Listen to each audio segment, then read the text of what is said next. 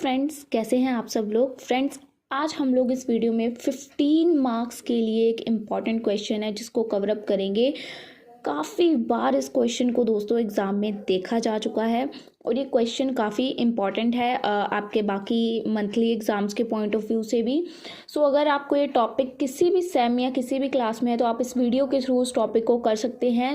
Topic क्या है हमारा? Procedure of formation of company, और इसके ऊपर कुछ जर्नल एंट्रीज भी मैं आपको बताऊंगी जो, और प्रॉपर लास्ट में मैं क्वेश्चन एग्जाम में क्या पूछा जा चुका है वो भी बताऊंगी कि किस ईयर में ये क्वेश्चन आपको एग्जाम में पूछा गया था 15 मार्क्स के लिए। सो क्वेश्चन को स्टार्ट करते हैं। देखिए, पहले प्रोसीजर करेंगे हम फॉर्मेशन ऑफ कंपनी का। तो प्रोसीजर में क्या है? The formation of company goes through a number of step.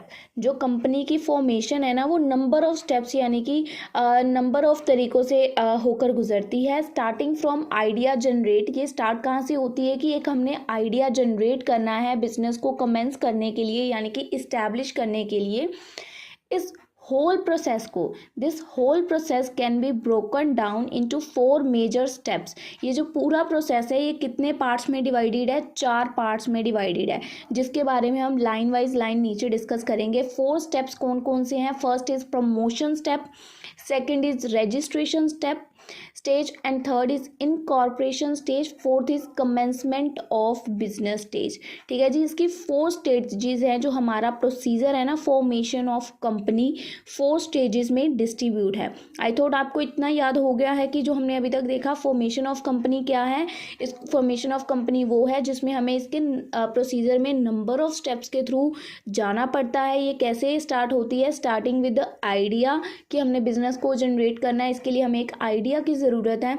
ये जो होल प्रोसेस है ये 4 मेजर फेसेस में डिस्ट्रीब्यूट हुआ है, जिसको हम लोग लाइन वाइज लाइन डिस्कस करेंगे। फर्स्ट इज प्रमोशन स्टेज की प्रमोट करना, सेकंड रजिस्टर करना उसको, थर्ड इनकॉर्पोरेशन यानी इसके बारे में मैं आपको पॉइंट में समझाऊंगी, और फोर्थ कमेंसमेंट ऑफ बिजनेस। ये भी आपको पॉइंट में अच्छे से क्लियर होगा। ठीक है जी। फर्स्ट पॉइंट देखिए जी, promotion stage. Promotion is the first step in the formation of company. ये फर्स्ट स्टेप है हमारा फॉर्मेशन ऑफ कंपनी के प्रोसीजर का। इसके अंदर क्या होता है? इन दिस फेज जो आइडिया है स्टार्टिंग अ बिजनेस, उसको हम लोग रियलिटी में कन्वर्ट करते हैं। Idea of starting business is converted into reality with the help of promoters की हेल्प्स के थ्रू। हमारा जो भी बिजनेस को लेके आइडिया है उसको हम लोग रियलिटी में कन्वर्ट करेंगे। प्रमोटर स्टेज में जो हमारा ये प्रमोशन स्टेज है इसके अंदर हमें 4 स्टेप्स को कुछ स्टेप्स हैं जिनको हमें कंसीडर करना होता है। सबसे फर्स्ट हमें आइडेंटिफाई करना होता है कि बिजनेस की क्या अपॉर्चुनिटी है मार्केट में, किस टाइप का बिजनेस हमें स्टार्ट करना चाहिए, किसकी मार्केट में डिमांड है, क्या हम लोग स्टार्ट करें जो हमें इन फ्यूचर ग्रोथ दे के जाए। ठीक है, आइडेंटिफाई करना है उस बिजनेस अपॉर्चुनिटी को। सेकंड, परफॉर्म करना है, फिजिबिलिटी स्टडी करनी है, डिटरमाइन करना है उसके बारे में इकोनॉमिकली, टेक्निकली, लीगल एस्पेक्ट से सब कुछ बिजनेस। अब देखो किसी एक चीज़ के ऊपर आप लोग बिजनेस स्टार्ट करना जा रहे हो तो उसके ऊपर आपको नॉलेज होनी चाहिए ना, मार्केट में क्या है उसके टॉपिक के ऊपर आपको पूरी स्टडी करनी पड़ेगी, डिटरमाइन करना पड़ेगा कि इकोनॉमिक में उसकी क्या वैल्यू है, टेक्निकल क्या कोई प्रॉब्लम तो नहीं आएगी, लीगल एस्पेक्ट से हमें बिजनेस स्टार्ट करने में कुछ इश्यूज तो नहीं फेस करने पड़ेंगे। तो सेकंड नंबर पे आपने ये चेक करना है। थर्ड नंबर पे जी, interest shown by promoter toward the business idea and supply of chain and other necessary procedure to start the business. इसके बाद जो प्रमोटर्स हैं वो हमारे बिजनेस के आइडिया के अंदर इंटरेस्ट दिखाएंगे, हमारे बिजनेस में इन्वेस्ट करेंगे। सो इसी से हमारा एक छोटा सा बिजनेस जो है वो स्टार्ट हो जाएगा। नेसेसरी प्रोसीजर जो हमारा प्रमोशन स्टेज जो कह सकते हैं यहाँ पे कंप्लीट हो जाएगी। प्रमोशन स्टेज में हमने क्या देखा कि जो हमारा एक बिजनेस का आइडिया है उसको हम लोग कन्वर्ट करेंगे इनटू रियलिटी। ठीक है, इसके लिए हमें कुछ स्टेप्स फॉलो करने पड़ेंगे। पहले हमें बिजनेस जो स्टार्ट करना है उसका आइडेंटिफाई करना पड़ेगा कि क्या नीड है उस बिजनेस की मार्केट में या नहीं। फिर उसके बारे में सारे फैक्टर्स चेक करने पड़ेंगे कि इकोनॉमिक फैक्टर में क्या है, टेक्निकल, लीगल कोई इश्यूज तो नहीं फेस करने पड़ेंगे। उसके बाद प्रमोटर्स हमारे बिजनेस में इंटरेस्ट दिखाएंगे, हमारे कंपनी में इन्वेस्ट करेंगे, सप्लाई ऑफ चेन क्रिएट होगी, होगी और उसी से हमारा बिजनेस स्टार्ट हो जाएगा। First is promotion stage, promote हो जाएगा बिजनेस। सेकंड, अब उसके बाद क्या है, हमारा बिजनेस प्रमोट हो गया, लोगों ने हमारी कंपनी में इन्वेस्ट करना शुरू कर दिया, बिजनेस तो कह सकते हैं एक स्टार्टिंग प्रोसीजर का फर्स्ट स्टेप कंप्लीट हो गया। सेकंड में क्या है, हमें उस बिजनेस को रजिस्टर करना पड़ेगा। सो registration stage is the second part of formation process. तो फॉर्मेशन प्रोसेस का सेकंड पार्ट क्या है कि हमने उस बिजनेस को रजिस्टर्ड करना है। इस स्टेज में company gets registered which brings the company into existence. इस स्टेज में कंपनी को खुद को रजिस्टर करना चाहिए, जिससे लोगों को पता चलेगा कि ये कंपनी भी एक्चुअल में एग्जिस्ट करती है, कंपनी एग्जिस्टेंस में आ जाएगी, कंपनी जो कहते हैं ना सरकारी कागजों में बोलने लग जाएगी कि ये कंपनी है। ठीक है, company is said to be in existence, company को कहा जाएगा कि वो एग्जिस्टेंस में है, ठीक है ना, क्योंकि वो रजिस्टर्ड होगी if it is registered as per the companies act 2013। अगर कंपनी जो कंपनीज एक्ट 2013 है उसके अकॉर्डिंग रजिस्टर्ड होती है। In order to get registered some documents need to be provided to the registrar of company. तो इसके लिए कंपनी को इस एक्ट के अंदर रजिस्टर होने के लिए कुछ डॉक्यूमेंट्स हैं जो प्रोवाइड करने पड़ेंगे रजिस्ट्रार को। इसके लिए फॉलोइंग स्टेप्स हैं, सेवरल स्टेप्स हैं जो रजिस्ट्रेशन के फेज में इंक्लूड हैं। ये देखिए, there are several steps involved in registration phase and are as follow. क्या स्टेप्स है? फर्स्ट स्टेप है मेमोरेंडम ऑफ एसोसिएशन। अब आप ध्यान में रखना, हम पॉइंट क्या कर रहे हैं, रजिस्ट्रेशन, प्रमोशन हमने कर लिया first step. Second is registration, registration के भी कुछ सेवरल स्टेप्स हैं जिसके अंदर पहले आता है memorandum of association. Memorandum of association क्या होता है? मेमोरेंडम ऑफ एसोसिएशन एक कंपनी का, जैसे हम लोग देखते हैं ना कॉलेजेस वगैरह में जाते हैं, वहाँ एक प्रोस्पेक्टस होता है, वैसा कुछ होता है जिसको कंपनी के सारे फाउंडर्स के थ्रू साइन किया जाता है। जो मेमोरेंडम ऑफ एसोसिएशन है ये कंपनी के जितने भी फाउंडर्स हैं उनके द्वारा साइन किया होना चाहिए। मिनिमम ऑफ 7 मेंबर्स, टोटल मतलब कम से कम 7 मेंबर्स ज़रूरी होते हैं in case of public company. अगर हमारी कंपनी पब्लिक कंपनी यानी कि गवर्नमेंट कंपनी है तो उसके लिए हमें मिनिमम 7 मेंबर्स की ज़रूरत होती है। पर अगर हमारी कंपनी प्राइवेट है तो हमें मिनिमम 2 मेंबर्स की ज़रूरत होती है। ठीक है जी। और जो हमारा मेमोरेंडम ऑफ एसोसिएशन है मस्ट बी प्रॉपरली रजिस्टर्ड और उसके ऊपर प्रॉपरली स्टैम्प लगी होनी चाहिए। ठीक है जी। ये रजिस्ट्रेशन का प्रोसेस है जिसमें फर्स्ट स्टेप आता है मेमोरेंडम ऑफ एसोसिएशन, जो कि कंपनी के सभी फाउंडर्स के थ्रू साइंड होना चाहिए। उस कंपनी में अगर वो कंपनी पब्लिक है तो उसके अंदर कम से कम 7 मेंबर्स, और अगर कंपनी प्राइवेट है तो कम से कम 2 मेंबर्स होने चाहिए। और memorandum of association properly registered और स्टैम्प लगा होना चाहिए। आफ्टर नंबर 2 पे क्या स्टेप आता है? Article of association. Article of association भी बहुत ज़रूरी है, इसके ऊपर भी साइन होने चाहिए सभी के, और ये भी सबमिटेड होना चाहिए। All members who previously sign memorandum of association, ऊपर जितने भी मेंबर्स ने यानी कि जितने भी कंपनी के फाउंडर्स ने मेमोरेंडम ऑफ एसोसिएशन को साइन किया है वही आर्टिकल ऑफ एसोसिएशन को भी साइन करेंगे। ठीक है जी। उनके साइन आर्टिकल ऑफ एसोसिएशन पर भी होने चाहिए। उसके बाद थर्ड स्टेप क्या है? Next step is to prepare a list, कि हमने एक लिस्ट प्रिपेयर करनी है कि कंपनी के डायरेक्टर्स, आपको पता है कंपनी में डायरेक्टर्स होते हैं, list of directors which should be filled with the registrar of company.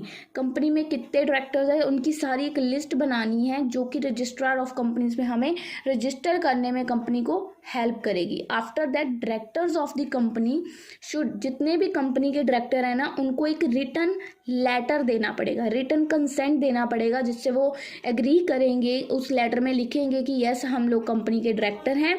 और उन लेटर्स को कंपनी को रजिस्टर्ड करते वक्त जब हम कंपनी की रजिस्ट्रेशन करवा रहे हैं उन लेटर्स को उनके साथ अटैच करना पड़ेगा। ठीक है जी। तो ये पॉइंट यही बताता है डायरेक्टर्स जो भी कंपनी के हैं वो एक रिटन कंसेंट अपना प्रोवाइड करेंगे जिसमें वो अग्री करेंगे कि वो कंपनी के डायरेक्टर हैं, और उन लेटर्स को रजिस्ट्रार ऑफ कंपनीज में सबमिट करना पड़ेगा।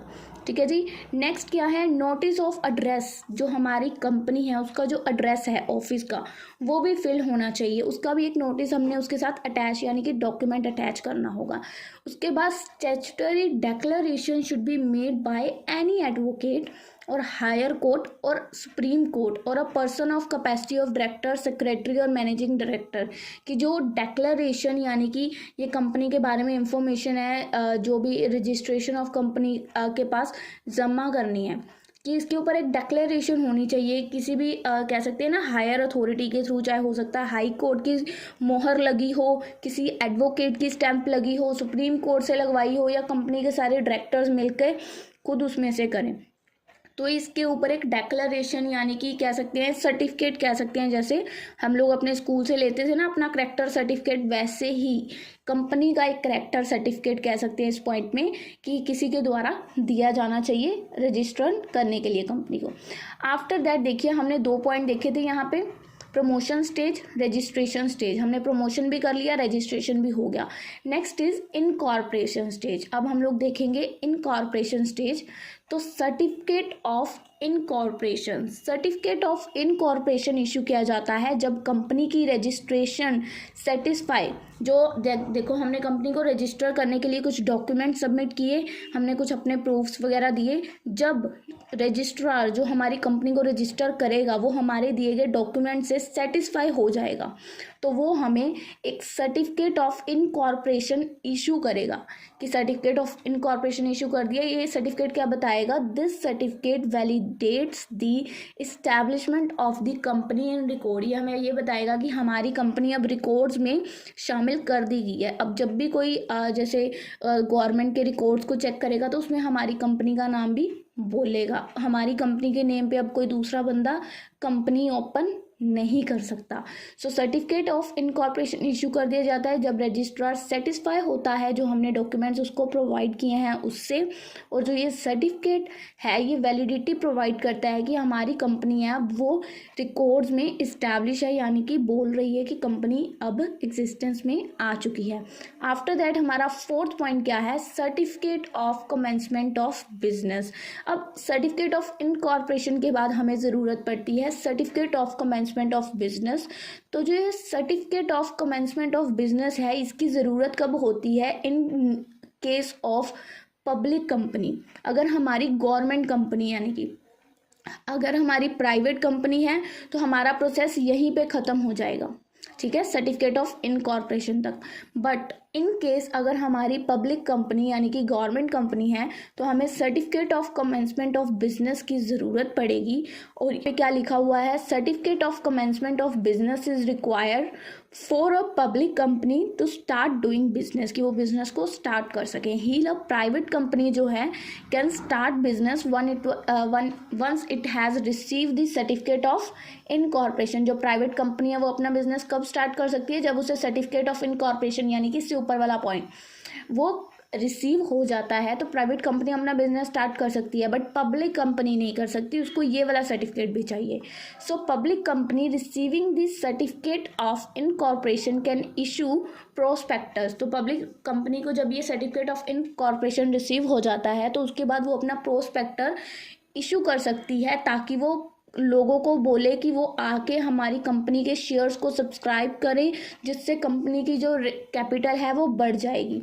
Once all the minimum number of required shares have been subscribed.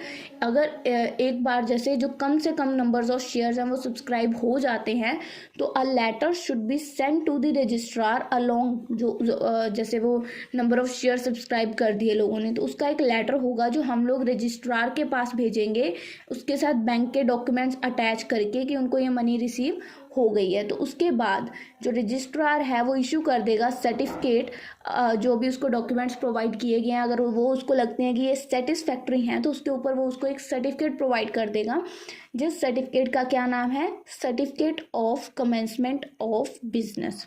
तो कंपनी इसके बाद क्या है, company can start business activities.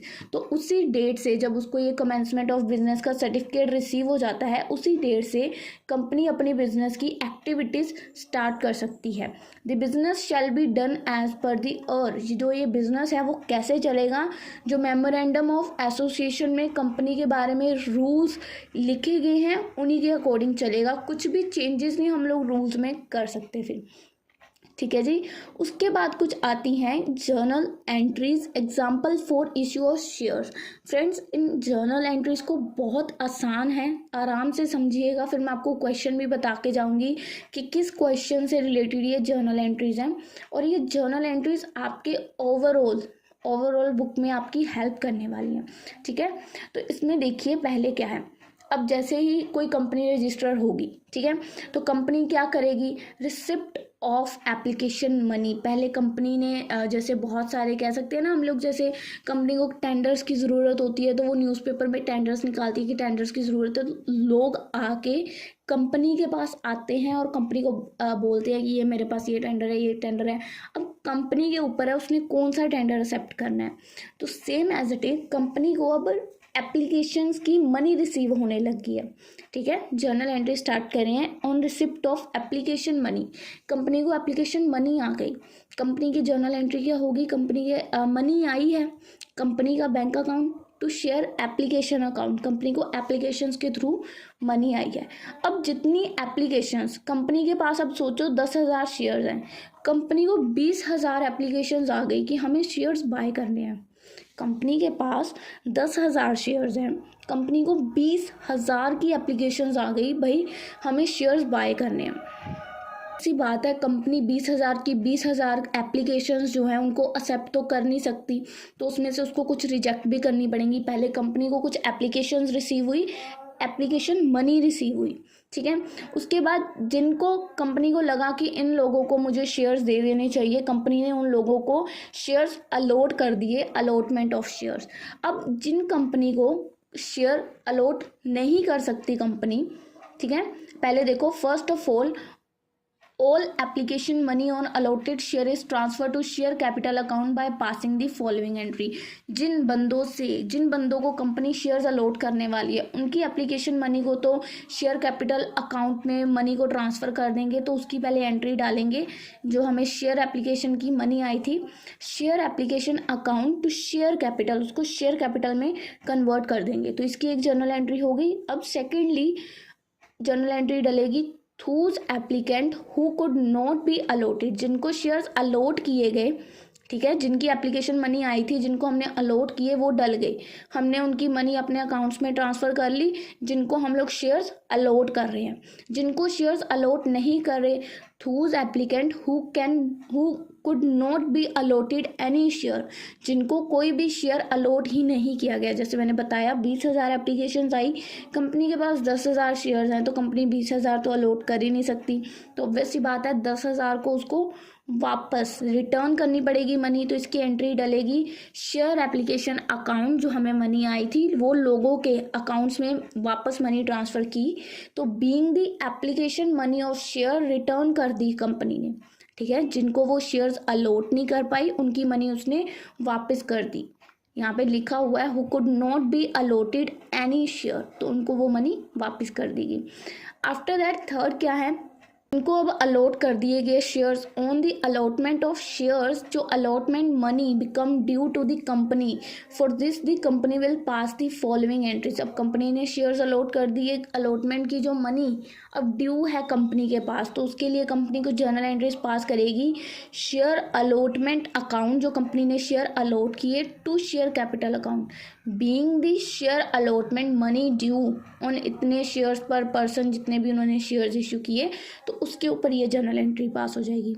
उसके बाद अब कंपनी ने जो शेयर्स अलॉट कर दिए उसके ऊपर उसको मनी रिसीव हुई on receipt of allotment money, तो एंट्री क्या होगी, bank account to share allotment account, company के बैंक में आए, कैसे आए, शेयर अलॉट करने पे, तो उसके ऊपर, ठीक है, being the receipt of allotment money. After that on making the first call, अब कंपनी ने first call the due from share holders, तो उसके लिए भी एंट्री आएगी मेकिंग फर्स्ट कॉल की, हमारी फर्स्ट कॉल ड्यू है, पेमेंट कर दीजिए। तो शेयर्स के लिए फर्स्ट कॉल का अमाउंट आ गया, तो वो कहाँ जाएगा, हमारे शेयर कैपिटल अकाउंट में, तो वो हमारी एंट्री बन गई being the first call money due, तो उसके अकॉर्डिंग ये एंट्री डल जाएगी। अब उसके बाद अब देखो यहाँ पे हमने क्या कॉल दी थी कि हमारी फर्स्ट कॉल ड्यू है, यानी कि अभी पेंडिंग है, शेयर होल्डर्स को बताया कि पे करो, तो उन्होंने पे कर दिया। अब उनके पे करने के बाद कंपनी को वो जो फर्स्ट कॉल है वो क्या हुई है, रिसीव हुई है ना कंपनी को, तो on receipt of the first call money the entry क्या बनेगी, कंपनी का bank account to share first call account की शेयर्स की फर्स्ट कॉल हमें रिसीव हो गई है, being shares first call receive. तो अब आप लोगों को अगर क्वेश्चन की और लेंथ बढ़ानी है तो आप इसके लिए सिमिलर एंट्रीज पास कर सकते हो। सेकंड कॉल जैसे हमने फर्स्ट कॉल के लिए की, second call, third call and final call. अगर आपको नहीं देनी है तो आप ऐसे नोट बना सकते हो, क्योंकि एग्जाम में क्वेश्चन की लेंथ डिपेंड करती है। हमने जितना मटेरियल किया ना, ये आपका आराम से 4 या 5 पेजेस पेपर में फिलअप कर देगा। सो 15 मार्क्स के क्वेश्चन के अकॉर्डिंग इतनी लेंथ इनफ है, ठीक है। बट अगर आपको जर्नल एंट्रीज और पास करनी है, जैसे लेंथ बढ़ानी है, तो आप और जर्नल एंट्रीज पास कर सकते हो। तो आप लोग second call, third call, final call same यही एंट्रीज रहेंगी, यहाँ पे आपको ये चेंजेस करते जाने हैं, ठीक है जी। अब क्वेश्चन देख लीजिए जो एग्जाम में आया था, explain the procedure for formation of a company, कि कंपनी का प्रोसीजर बताइए, फॉर्मेशन ऑफ कंपनी का प्रोसीजर क्या है, और इसके ऊपर जर्नल एंट्रीज दीजिए कि हमने अगर कंपनी के शेयर्स को इश्यू करना है फ्रॉम एप्लीकेशन मनी, यानी कि application money to final call. यहाँ पे अगर आप देखिए जहाँ से हमने जर्नल एंट्री स्टार्ट की थी, receipt of application money, application money से लेके फाइनल कॉल तक की सारी एंट्रीज मांग रहे हैं, ठीक है, क्वेश्चन में। तो हमने क्या की, एप्लीकेशन मनी से लेके हमने सिर्फ फर्स्ट कॉल तक की एंट्रीज आपको बताई हैं, ठीक है। आप लोग देख सकते हैं हमने यहाँ पे लास्ट कौन सी की है, फर्स्ट कॉल तक की। तो आप लोग इसको आगे ले जा सकते हैं अगर आपको लेंथ बढ़ानी है, second call, third call, final call, तो आप सारी एंट्रीज ऐसे ही डाल सकते हैं। सो आई होप फ्रेंड्स आपको ये क्वेश्चन समझ आया है। ये क्वेश्चन 15 मार्क्स में आई थिंक 2019 में पूछा गया था, corporate accounting BCom second sem की बुक से ये क्वेश्चन है। सो आई होप आपको ये क्वेश्चन अच्छा लगा है। अगर इस वीडियो को समझाने में मेरे से कुछ भी गलती हुई है, so I am extremely sorry about that. और अगर आपको कुछ भी चेंजेस या कुछ भी चाहिए तो आप लोग मुझे कमेंट सेक्शन में भी बता सकते हैं। नोट्स का लिंक मैं नीचे डिस्क्रिप्शन में आपको लिंक शेयर कर दूंगी, आप लोग वहाँ से PDF को डाउनलोड कर सकते हैं। आई होप फ्रेंड्स आपको ये वीडियो अच्छी लगी है। अगर कुछ भी न्यू कंसेप्ट या न्यू टॉपिक चाहिए तो आप लोग मुझे कमेंट सेक्शन में प्लीज़ बताइएगा। मिलते हैं आप लोगों को हम लोग अपनी अगली वीडियो में न्यू कंसेप्ट के साथ, तब तक के लिए गुड बाय।